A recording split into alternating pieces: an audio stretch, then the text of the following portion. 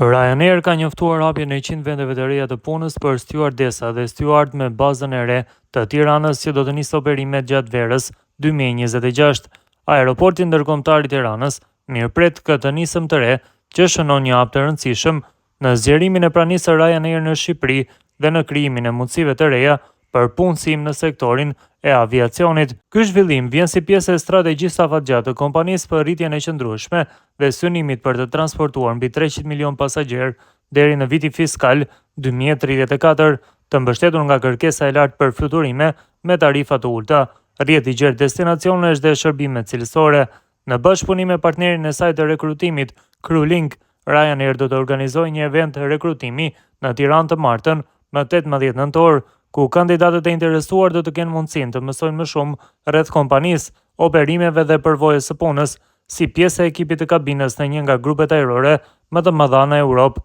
Gjatë këtij eventi të pranishëm do të jenë përfaqësues nga ekipet e rekrutimit dhe in-flight të Ryanair, të cilët do të ndajnë eksperiencat e tyre direkte mbi punën si pjesë e stafit të kabinës, përgjegjësitë e rolit dhe përfitimet që ofrohen, përfshirë paketa konkurruese page dhe zbritje në udhëtime drejt mbi 235 destinacioneve të rrjetit të kompanisë. Kandidatët që përzgjedhen do të përfitojnë nga një orar punë tepër fleksibël, 5 ditë punë plus 3 ditë pushim, mundësi të shpejta zhvillimi profesional brenda kompanisë dhe një karrierë të qëndrueshme në industrinë ajrore. Në vijim të investimeve të tij, Ryanair parashikon që në 5 vitet e ardhshme të vazhdojë të zgjerojë prezencën në Shqipëri me deri në 6 avion të bazuar në Tiranë. Investim ky prej $600 milion